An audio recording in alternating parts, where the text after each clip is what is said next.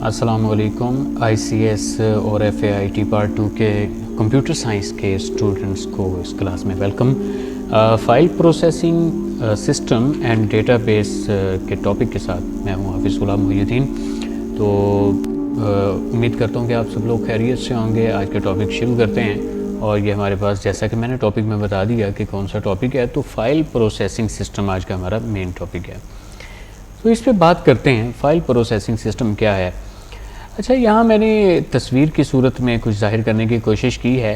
अगर फ़ाइल्स को आप इस अंदाज में सेव करते रहे तो ये पुराना ट्रेडिशनल फ़ाइल प्रोसेसिंग सिस्टम आपका था। इसको अगर आपने कंप्यूटराइज सिस्टम में कन्वर्ट कर दिया, अब एक्सेल में या वर्ड में आप मुख्तलिफ़ फ़ाइल्स बनाकर मुख्तलिफ़ फ़ोल्डर्स के अंदर रखते हैं और वो फ़ाइल्स अपनी अपनी जगह पर पड़ी हुई हैं। आप बवक्त ज़रूरत उन्हें तलाश कर सकते हैं, बट थोड़ी डिफ़िकल्टी के साथ। तो ये आपका एक निज़ाम है जिसका नाम है फ़ाइल प्रोसेसिंग सिस्टम। इसकी डेफिनेशन देख लेते हैं। File processing system was used by different organisations to store manage data. Store and manage data, store करने के लिए एंड मैनेज करने के लिए डेटा को आप नॉर्मली जो एक निज़ाम रखते हैं किसी भी इदारे में, जो डेटा को संभालने के लिए जो भी आपका निज़ाम होता है उसको हम फ़ाइल प्रोसेसिंग सिस्टम कहते हैं। Typical file processing system uses different set of files for each department in an organization। किसी भी इदारे के अंदर आपकी फाइल्स जो हैं उनको रखने का एक अपना अंदाज़ होता है, जिस अंदाज़ के तहत वो अपने पास डेटा महफूज करते हैं। तो फाइल प्रोसेसिंग सिस्टम के बारे में मज़ीद जानते हैं कि ये कैसे काम करता है, लेकिन इसमें एक बात मैं आपको बताता चलूँ कि इसके काम करने का तरीक़ाकार ये है कि आपके पास फ़ाइल्स हैं, बहुत सारी पेजेस पर मुश्तमिल फ़ाइल्स, उनको आपने बॉक्स फाइल्स की सूरत में रखा। बिल्कुल ऐसे ही आपके पास वर्ड की फ़ाइल्स हैं, उनको आपने फ़ोल्डर्स में रखा, आपने चीज़ों को ऑर्गेनाइज़ करके रखा। लेकिन बवक्त ज़रूरत हो सकता है कि आप प्रॉपर अंदाज में बहुत तेज़ी के साथ ऑन सिंगल क्लिक आप एक ख़ास फ़ाइल तक ना पहुँच पाएँ। ये ऐन मुमकिन होता है, क्योंकि फ़ाइल प्रोसेसिंग सिस्टम जो होता है उसमें आपको फ़ाइलें डेफिनेटली तलाश तो करनी ही पड़ती हैं। तो इसके कुछ मसाइल हैं। अगर आप कंप्यूटर में फ़ाइल्स को उसी अंदाज़ में रख रहे हैं जैसे आप ट्रेडिशनल अंदाज़ में रख रहे थे, तो फिर बहुत सारे प्रॉब्लम हो सकते हैं जो आपको फेस करने पड़ सकते हैं। तो सबसे पहले एक प्रॉब्लम आपको फेस करना पड़ सकता है, वो है डेटा रिडंडेंसी का। और रिडंडेंसी का मतलब होता है डुप्लीकेशन। मैंने ये कुछ चीज़ें ऊपर लिख दी हैं ताकि आप आसानी से इनको देख सकें। डुप्लीकेशन का मतलब होता है एक चीज़ को दोहराना। डेटा रिडंडेंसी का मतलब भी डुप्लीकेशन है। Data redundancy means the duplication of data in multiple files. Multiple files के अंदर डेटा का डुप्लीकेशन जो है वो रिडंडेंसी कहलाती है, और ये एक काफ़ी बड़ा प्रॉब्लम है। Redundancy causes wastage of storage. इसमें स्टोरेज के बहुत ज़्यादा एक्स्ट्रा ख़र्च होने की जो नुकसान वाली बात है वो भी शामिल होती है। बिकॉज़ आप एक फ़ाइल को एक बार रखते हैं तो उसका जितना वेट है उसके मुताबिक वो जगह घेरेगी, लेकिन अगर दो बार वो चीज़ पड़ी हुई है या मल्टीपल जगहों पे वो पड़ी हुई है तो उतनी ही बार आपकी स्टोरेज को उसने यूज़ किया हुआ है। इनकंसिस्टेंसी, ये दूसरी चीज़। रिडंडेंसी में रिज़ल्ट डेटा इनकंसिस्टेंसी। इनकंसिस्टेंसी का मतलब होता है गैर तसलसल, तसलसल का ना होना। फॉर एग्ज़ाम्पल, आपने एक टेबल बनाया, उसमें बच्चों के रोल नंबर्स लिखे और आगे उनके नेम्स लिखे। अब रोल नंबर किसी और का था और आगे नेम किसी और का आ गया, तो ये इनकंसिस्टेंसी कहलाती है। Data program dependency, it means relationship between data and files and programs. अच्छा, डेटा फाइल्स और प्रोग्राम्स के बीच में जो आपका रिलेशन है उसको हम बोलते हैं कि ये डिपेंडेंसी है।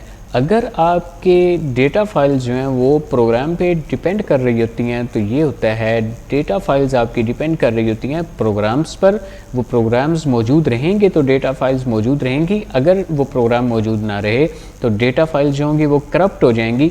इस सूरत में आप कहते हैं कि हमारी डेटा फाइल्स जो हैं वो डिपेंड कर रही हैं प्रोग्राम फाइल्स पर।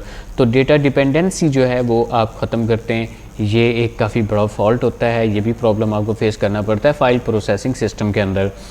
अब lack of flexibility, the file processing system is not very flexible, इसमें फ्लेक्सिबिलिटी आपके पास बहुत कम रहती है। आपने एक बार डेटा एक लिख दिया तो उसको आप चेंज वगैरह नहीं कर सकते, उसमें आपको राइट री राइट वगैरह etc ये कुछ चीज़ें ऐसी होंगी जो अवेलेबल ना होंगी। सो हम कहेंगे the lack of flexibility is here. आगे चलते हैं, फाइल प्रोसेसिंग सिस्टम के वही वाले प्रॉब्लम जो है वो आगे चल रहे हैं। और अभी देखिए इंटेग्रिटी प्रॉब्लम। इंटेग्रिटी प्रॉब्लम जो है ये कैसा हो सकता है, रिलायबिलिटी और एक्यूरेसी उसमें नहीं होगी। जो भी डेटा आप उसमें रख रहे हैं वो चूँकि बहुत ज़्यादा एक्यूरेट नहीं है। फॉर एग्ज़ाम्पल उसमें हो सकता है कोई गलती आपने की हो, कहीं पे स्पेल मिस्टेक्स वगैरह, तो उसमें कोई ऐसा चेक वगैरह नहीं था कि आप जो भी लिखते थे वो चूँकि लिखा जाता था उसमें और सब स्टोर भी हो जाता था। सो इस वजह से आप ये कह सकते हैं कि रिलायबल डेटा नहीं है और एक्यूरेट भी नहीं है। सो इंटेग्रिटी प्रॉब्लम इसको बोलते हैं, जब डेटा एक्यूरेट नहीं होता या रिलायबल नहीं होता, काबिल भरोसा नहीं होता और दुरुस्त नहीं होता। Integrity means reliability and accuracy of data. The stored data must satisfy the certain consistency constraint. ये कुछ रूल्स होते हैं, कंस्ट्रेंट्स बोलते हैं रूल्स को।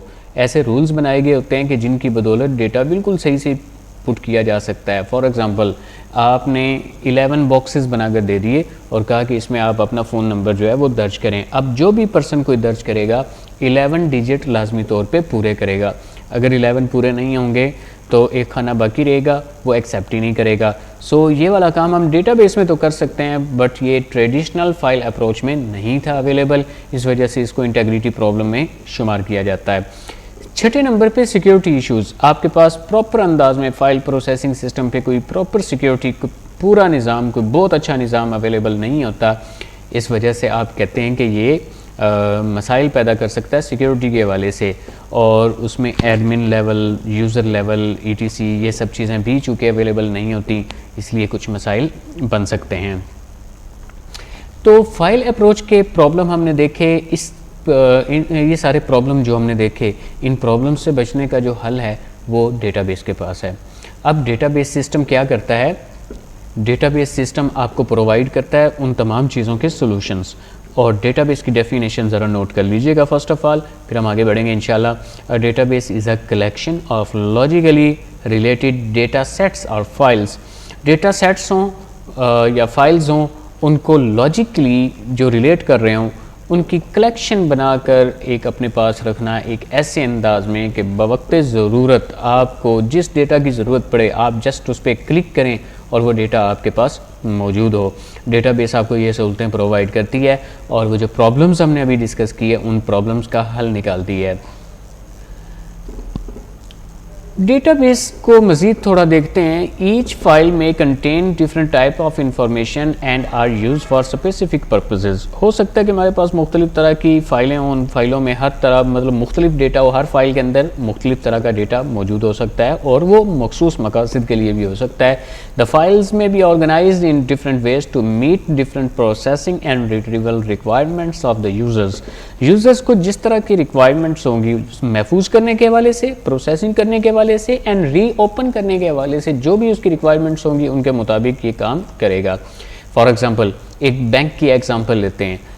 अ bank may have separate files for the clients as follows. एक बैंक में हो सकता है कि इस तरह की कुछ फाइल्स हों, करंट अकाउंट्स की files, saving accounts, automobile accounts, personal loans and client information. तो ये सारी चीज़ें एक बैंक के पास हो सकती हैं कि उन्हें ज़रूरी तौर पे रखनी पड़ती हों। इसके अलावा भी हो सकता है कि वो डेटा अपना रखते हों। सो डेटाबेस बेहतरीन सहूलत उन्हें फ़राहम करती है कि वो ये सब कुछ बड़े अच्छे और वेल ऑर्गेनाइज्ड मैनर में अपने पास महफूज कर सकते हैं। डेटाबेस सिस्टम के कंपोनेंट्स के बात कर लेते हैं कि कंपोनेंट्स कौन कौन से होते हैं। हम ये जानते हैं कि डेटाबेस क्या चीज़ है, उसके कंपोनेंट्स पे अब बात करें। डेटाबेस के कंपोनेंट्स की जो डेफिनेशन हम दे सकते हैं, एक मोटी मोटी सी बात जो इसके बारे में कह सकते हैं वो है database system is a collection of data as well as the programs to manage that data. और ये देखिएगा कि डेटाबेस सिस्टम क्या होता है। पहले हमने डेटाबेस की बात की, अब एक डेटाबेस का सिस्टम क्या होता है, तो वो एक कलेक्शन होता है डेटा का और उसके साथ साथ प्रोग्राम्स, ताकि हम मैनेज कर सकें उस डेटा को।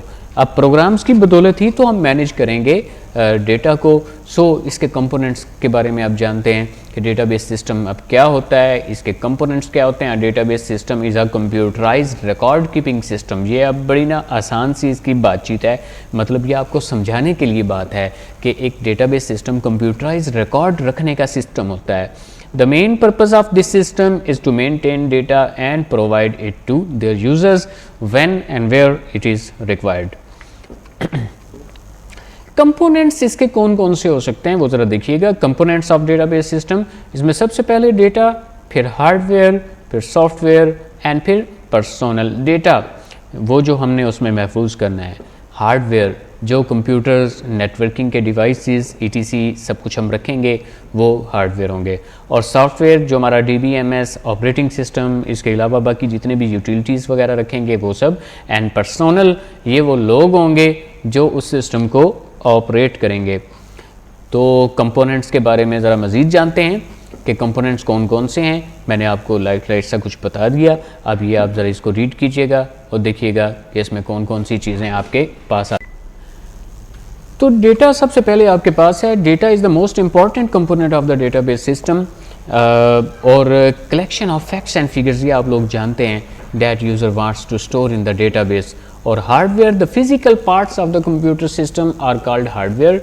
अब हार्डवेयर कौन कौन सी चीज़ें, इसमें ज़्यादा सारी चीज़ें हैं। प्रोसेसिंग के लिए जितने डिवाइसेस आप इस्तेमाल करें, स्टोरेज के लिए जितने इस्तेमाल करें, इनपुट आउटपुट के लिए जो जो इस्तेमाल करें, वो सब कुछ हार्डवेयर है। And the software, software is a collection of program used by the computer within the database system. Database के अंदर अंदर आप जिन चीज़ों का इस्तेमाल करते हैं सॉफ्टवेयर की मद में, वो सारे के सारे सॉफ्टवेयर कहलाते हैं। इसमें आपका ऑपरेटिंग सिस्टम हो सकता है, इसमें DBMS हो सकता है, इसमें एप्लीकेशन प्रोग्राम्स भी हो सकते हैं। और फिर बात आती है पर्सोनल्स की। तो पर्सोनल वो लोग होते हैं, the people related to the database system.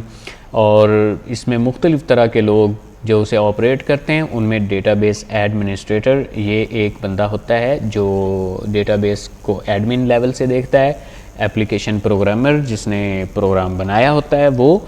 और एंड यूज़र या यूज़र वो लोग जिन्होंने सिर्फ ऑपरेट करना होता है, वो सिस्टम की टेक्निकलिटी को नहीं जानते होते, सिर्फ इतना जानते हैं कि कहाँ पे इनपुट देना है और कहाँ से आउटपुट लेना है, बस इस तरह वो एंट्री कर सकते हैं या फिर आउटपुट वगैरह ले सकते हैं। इसके डायग्राम को ज़रा नोट कर लीजिएगा, इसका स्क्रीनशॉट ले लीजिएगा और नोट कीजिएगा इसे। इसमें वो तमाम बातें ज़रा डिस्कस हुई हैं और इसको अच्छे से देख लीजिएगा कौन से लेवल पे कौन सा बंदा क्या काम कर रहा है।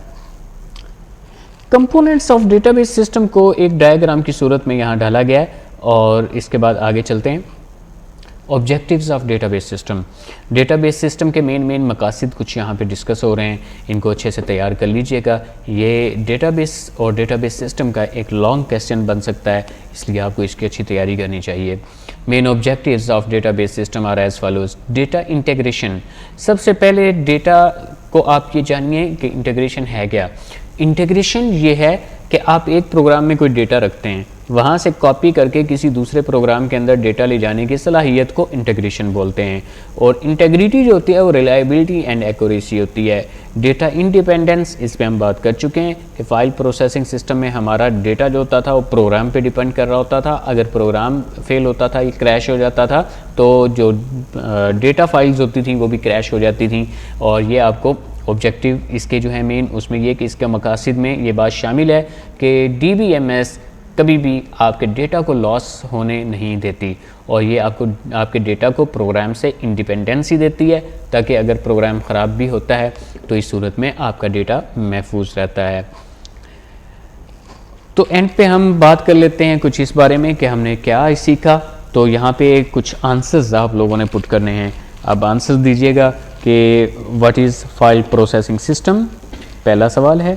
दूसरा सवाल, write 5 problems in traditional file processing system.